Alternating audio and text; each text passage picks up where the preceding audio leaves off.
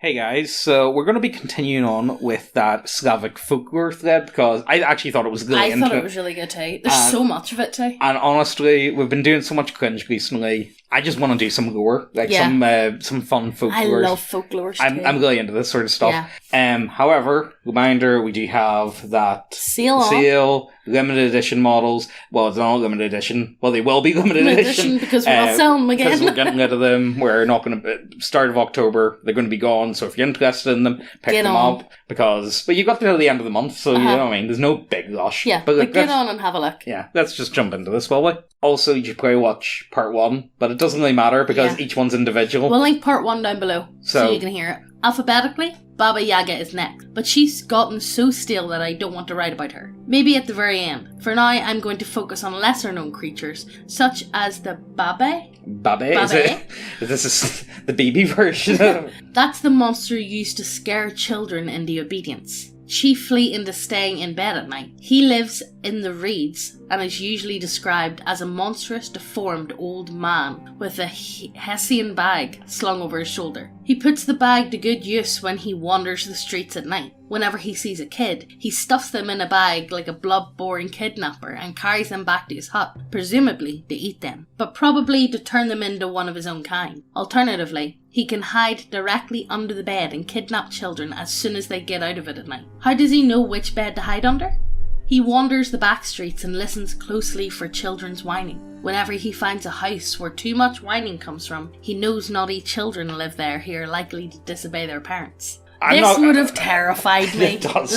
Terrified me. I'm not going to say I'm going to use this, but, see, whenever it gets 3 hours past bedtime, you're going to sleep, alright?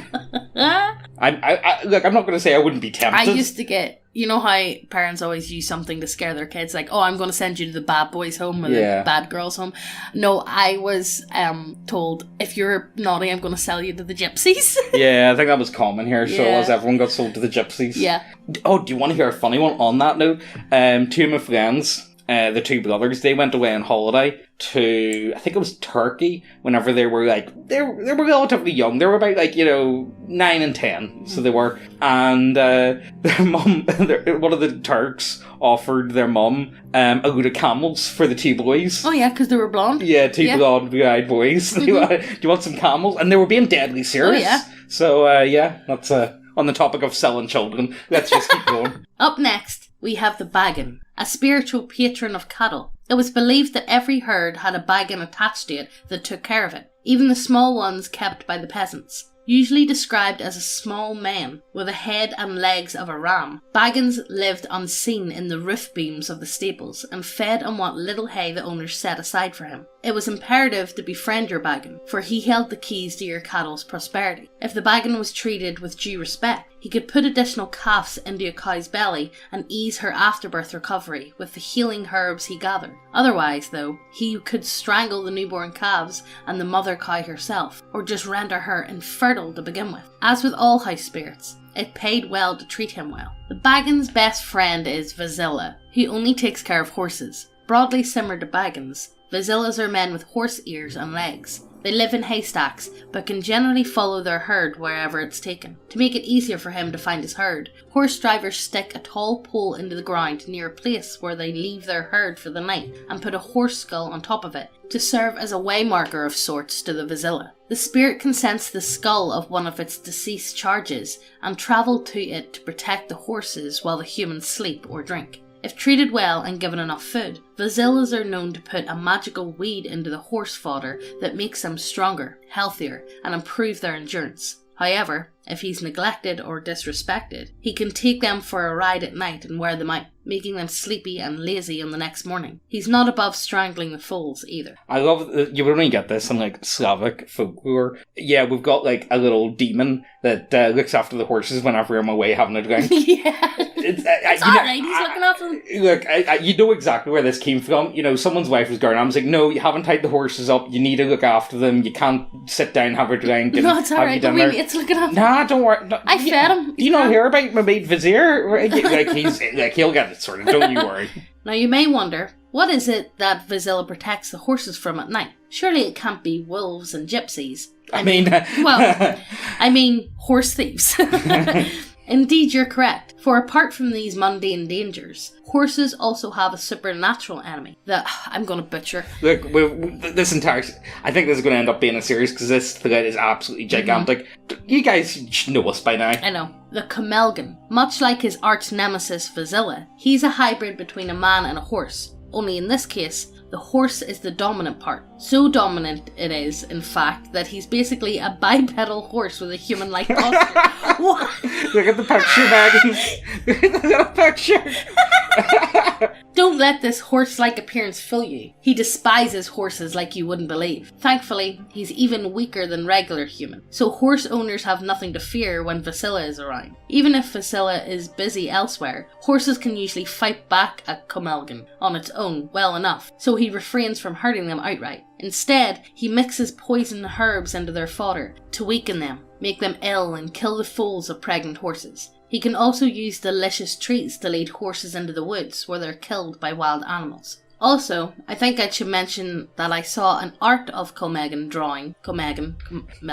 With its forehead. As Ludwig, the Holy Blade, while searching for his image and thought that it was hilarious. It is pretty funny, It is not gonna pretty lie. funny. You know what it kind of reminds me of? So Garbgo has, of course, Garbgo has centaurs in the setting. Yeah, but obviously. one of the traits of centaurs is they look down on normal horses. Mm-hmm. They really despise the idea of horses being like ridden by other like sentient animals. Mm-hmm. You should check it out if you get the chance. Check it out. He's got loads of stuff anyway. Violator series. Many of the Slavic supernatural creatures lurk in the swamps, including chorts and Oh my god. kuchtakas. Fuck me. Alright, just keep going. But they all bow to the great Bannock, also known as the Swamp Czar. It's an immense, morbidly obese humanoid creature that lurks in the very bottom of a lifeless quagmire. Literally the North FC. Too lazy to even move a finger. A corporal manifestation of sloth and complacency. He's too confident that prey will come to him without any effort on his part, and it usually does. Only frequent bubbles on the surface caused by his farting can warn a traveller of his presence. Laugh all you want, but his fart gas is very toxic. In small doses, it can cause weakness, nausea, and hallucinations. Sounds like sharing a bed with James. I was going to say Nurgle cultist, but okay. You're making it... Come on. James, you stink. Alright, okay. Causing people to stumble into the quagmire where Bagnex is eagerly waiting for them. In high doses, it can kill even horses, let alone men. As you might have guessed, this is how the ancient Slavs explained methane. Oh, that's actually really good. I was kind of imagining like a frog. I imagine some Slav just getting really angry at a frog, just sitting there eating flies. Like, how easy this... It doesn't even have to move to get its food. Yeah. You know, I imagine someone just got really upset with it, and that's how this creature came to be. Next up, we have the Badzula, a rare malicious spirit that seems to be very active even in our enlightened age. Simply put, she pushes men to drink themselves to death, or, at the very least, to destitution. She looks like a filthy alcoholic hag with bluish skin caused by excessive drinking and saggy tits hanging all the way down to her navel. I mean, I've seen some of these sort of women in fucking dirty old bars. Like, yeah, her face is equal. You find one of them in Wellerspan. Her face is equally repulsive with bulging eyes, potato-shaped nose, fat lips, and uncouth hair. She only wears a filthy rag wrap sovereignly around her body. Again, that sounds like one of them old mill bags in spoons. In the corner of a bar? Yeah. Like, this isn't like... You know what this is? This is a parody of some old hag. Because, like, this is a real person. In like, a Slavic bar? Yeah. Like many spirits, she's very good at hiding and can even become invisible for a while. Oh, no, you know these women are here. Mutton dressed as lamb, to say the least. Like, with, like, you know, the tight, like, with, like, leather leggings. Yes. And all, and they've all got, and like... leopard print. And they've got, like, you know, the horrible... They've been on the sunbeds too long, and their skin has just melted. Yeah. And they've got, like, it's like a well-worn bit. Yeah, they got, like, that neck pussy shit going on. Could become invisible for a while, which she used to make trouble for a victim. Secretly, she ruins any business he may attempt until he gives in to his frustration and begins to drink. Badzilla waits patiently for him to start selling off his property to pay for more alcohol, and only leaves him when his descent into debauchery is complete. Sounds like a drunk attempt to justify his lack of self-control, really. No, like, it is that, but I imagine this is this is a drunker that's ruined someone. He's gone off with a drunker at the bar instead of staying with his wife, and this is the creature that came about from it. Yeah, basically. Right, you slimy human maggots. We has been working hard at Neckbeardia to get the bestest little people that monies can buy. We got all the boys here. We got the boys, the lizard boys, vampire boys, all the boys over at Neckbeardia. Oh, we also got some pretty girls too. But I can't really make out which one's the boys and which one's the girls sometimes. But anyway, I need more monies to get more daggers, so get on over and order some now, you filthy pigs. Every video that we post, we're going to be giving away all of our homebrew content to one lucky winner. Every video. All you have to do to be in with a chance to win is to be subscribed, leave a comment, and like this video. And today's lucky winner is this guy. Well done! Well done! To claim your prize, just send an email to neckbeardiacontact@gmail.com. Now let's get back to the video. Now it's time to discuss the main coomer of Slavic folklore, the Bala. Like his much better known cousin, the Vodanoy, Bala inhabits all kinds of bodies of fresh water, from rivers and lakes to large ponds. However, he tends to pick places where beautiful girls come to wash clothes, as he spends his entire life chasing human pussy. As soon as he sees a cute girl, he emerges from the water and begins flirting with her boisterously like an overconfident macho man. His appearance doesn't support his attitude. Balamutins are extremely ugly, with jar-shaped bald heads.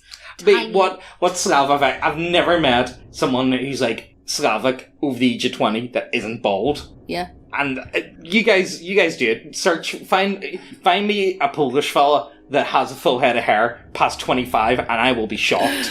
It's fact, okay, guys? With jar-shaped bald heads, tiny rodent eyes that are barely visible, pale and warty skin, short, feeble extremities, and an enormous belly. Usually he just plays with girls, pinching and slapping them on the ass. But when he's especially infatuated, he may use his magic to charm a girl and take her into his underwater harem. Pretty soon he grows bored of every acquisition and allows her to go back home, and even casts a spell on her as a parting gift that protects her from drowning for life. Even if she's tied up and thrown into the water, her body would simply float back up like a log. He's also known to play tricks on fishermen and tear up their nets, but he never threatens their lives. He's a rather friendly spirit, all things considered. Just an extremely horny one. I mean... The OG Coomer story. Yeah, well... OG Coomer story. Come here. You know what he reminds me of? Honestly, like, you know, he kind of gives me... Who can you talk about? It's public. Like a Harvey Weinstein type. You owe me a star. You owe me a star. Come on me. I'm gonna charm you. Back to the house spirits for now. Time to discuss the most malicious one of them all. The Bannock. The spirit of a sauna. Why is he malicious? Because of all of the buildings on an ancient Slav's property, the sauna was by far the most dangerous. People still die there from heart attacks every now and then, especially if they drink before going in there. The reasons are self-explanatory. Extreme heat is no joke. But the ancient Slavs believed the smell of alcohol was so offensive to Bannocks that they would strangle to death anyone who reeked of it. So, trust me guys, I have to get really steaming before the sauna. No, it warns people not to drink going into the sauna. So if you go into the sauna and you smell of drink, he's going to strangle you. Oh, right, okay. In spite of its small size, a Bannock is as strong as a horse, so it's useless to wrestle with him. It's better to avoid pissing him off in the first place, and then he might make your experience in a sauna much more enjoyable by regulating the heat and making it more comfortable. Like most house spirits, Bannock is a very hairy, knee-tall man with a bushy beard who wears a sauna broom as a hat. For those of you living outside Slavlands, sauna brooms aren't used to sweep the floor of a sauna. It's used to flog those taking a sauna to make them more receptive to the heat. They flog each other? Does it like open the pores or something? I've never visited the place, so don't ask me if it really works or if it's just a ridiculous old tradition. I've never heard of people like flogging it. Well, we know things happen in saunas. Yeah, actually, you know what? Let's skip all this sauna talk. Indo-European legends are very closely related. Not too long ago, I was shocked to find out that the Slavic fairy tale about Koshi the Deathless exists in Spain as well. I don't remember its name, but the plot is basically the same. That's all. Like, Most European folklore. Yeah. They all kind of blend into one. They all have different names, maybe slight tweaks, but they all do. There's a lot of similarities. Yeah. There's a lot of crossovers, you know what I mean? Speaking of copycats, here we have a really obvious one. The White Maiden is a Slavic banshee of sorts, only her modus operandi is far more dramatic, whereas the original Irish spirit just screamed for her victim. The White Maiden has a far more dramatic entrance. She emerges from the ground in front of her victim, a slender and cute young girl within a bridal gown, with a white veil covering her face. Before the victim can react to her appearance, she tears the veil away, showing him the shriveled, withered face of a dead hag. Sometimes it's implied to be a skull. The OG jump scare. Yeah. That naturally means that the victim is soon going to die. Once she delivers the news, she takes the elevator back underground. As she's never been seen outside of these circumstances, nobody is sure where she originally comes from. Some say, based on her attire, that she's a vengeful ghost of a bride who killed herself instead of being forced to marry a man she hated. Others insist that it's a spirit of nature who just assumes the form of a human bride for the spookiness. It's a mystery. Thus far, all of the creatures I've described have been generic spirits. Not this one. Bashelik is a unique character, an evil wizard made of steel. Once upon a time, a dying Tsar told his sons to marry their sisters off to the first one he asked for their hand in marriage. They were perplexed, but agreed. On the very next night, a thunderous voice at the gates asked for the youngest princess. The same eventually happened with the middle and eldest princess as well. The prince got butthurt that they never got to meet the suitors and went looking for them. While on his quest, the youngest prince met a beautiful princess and married her. In her castle, he found a secret room, where there was a man of steel chained to the wall. He asked for a drink, which our friendly prince was only too happy to give him. Huge mistake. After drinking 3 chalices of water, the steel man recovered his strength, tore his chains to pieces, sprouted a pair of dragon wings, grabbed the princess and flew away. While looking for his wife, the young prince accidentally found his sisters and their new husbands. What luck! It turned out that they were married to the kings of the dragons, eagles and falcons respectively. The 3 kings teamed up with the prince, helped him track down Bashelik, and kicked his ass. The end. OG Avengers. Honestly, he just finds a guy chained up and it's like, yo man, do you want some murder? It's like, who is it? He was in my walls. I thought it was starting to sound like the Gremlin plot. Gremlins, yeah, that's what I was thinking. Enough talking about assholes. Time to tell you about one of the kindest Slavic mythological creatures, the Bellum, a patron of reapers. Perhaps a kindly male counterpart to a much better known Nunraf. Bellum looks after the field workers, restoring their strength when they get tired. As they head to their families in the evening, he prevents them from straying off the road home and leads those already lost in the woods back to safety. He looks like a tall, kindly old man with a bushy beard of pure white hanging all the way down to his chest. However, his most conspicuous feature is his large, meaty nose. Whenever he... What do you mean by meaty? It's, this is Slavic folklore, so whenever people are alcoholics, they get that big nose. Yeah. I'm gonna guess that's what it is. I'm gonna assume. Whenever he sees a poor man working hard in the fields, he approaches him and asks him to wipe his nose. If this man manages to overcome his disgust and wipe the old man's nose, golden coins will rain down from it before the Bellum disappears. I don't want snotty coins. I don't know. I want snoot coins. If he wipes the nose with his hand, he gets enough gold to carry in his hands. If he uses his hat, enough to fill the hat, and so forth. The legend teaches us, I feel, not to be afraid to get our hands dirty. No, it's not bad. But how many people were fucking with people and doing this? Like, you wipe my nose with your hat. Got snotty nose.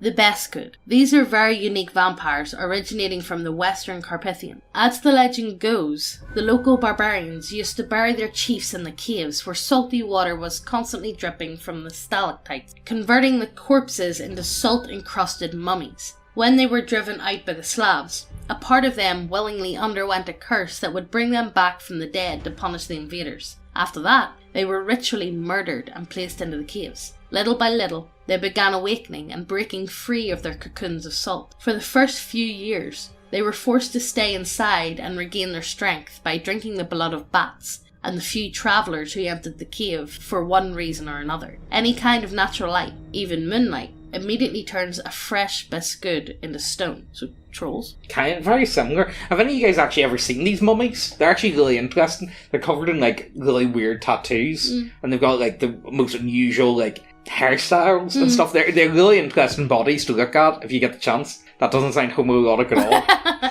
Finally, when they've reached their peak form, they begin venturing out and attacking the locals. They aren't afraid of the light anymore at this point, but their monstrous shapes force them to only move out at night. Unlike the normal vampires, Beskuds completely drain their victim of all liquid, leaving them as little more than a desiccated mummies. Oh, that makes sense, because they'll be all dried out. I like a mummy, yeah. Killing a Beskud is very difficult. Driving a stake through his heart won't do it. Not at least of all because their skin is rock hard due to all the salt and mineral residue that's imbued within them. I don't know who that is. This person recommends Decapitating them. Incapitating a Beskud, and then using an axe with a silver blade to decapitate it. Alright, there we go. That's a really good take on vampires. Yeah. That's actually genuinely one of the best sounds takes. Sounds like a big troll, though, just. It sounds like you know what it sounds like? A mix between a troll, a draugr, and a vampire. Yeah. I kind of can see them three, like, combined into one. Yeah. I actually quite like that one. Yeah. But, I think this is where we're going to end it today. We have a ton more. There's so much There's more so in many. this. I really want this to be, like, a bit of a series. And even if you don't want it, we're going to do it, because I want to hear it. Yeah, I actually find it really cool. I find it really interesting. And I want to do, like,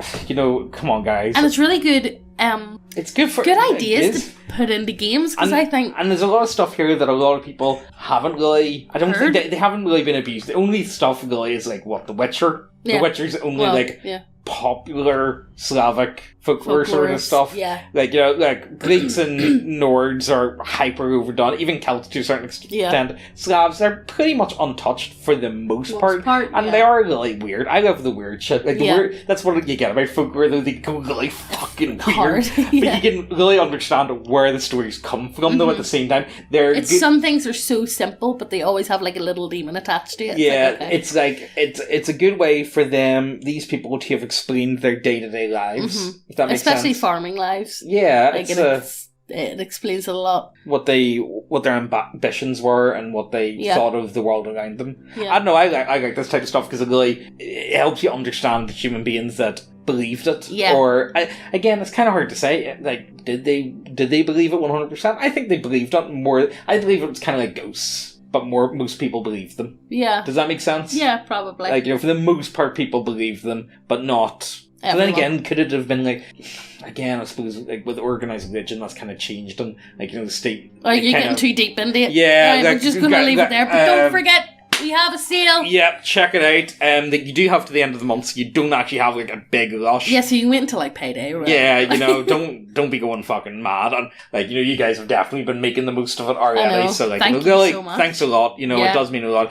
and they are going to be completely gone. So we're not going to be selling them anymore. So go and have a look, see what you like, see if there's anything else you like as well. While you're also I'm going to definitely order in more of the Steel Warder physical printouts. Yes. Because you guys sold really well. They did.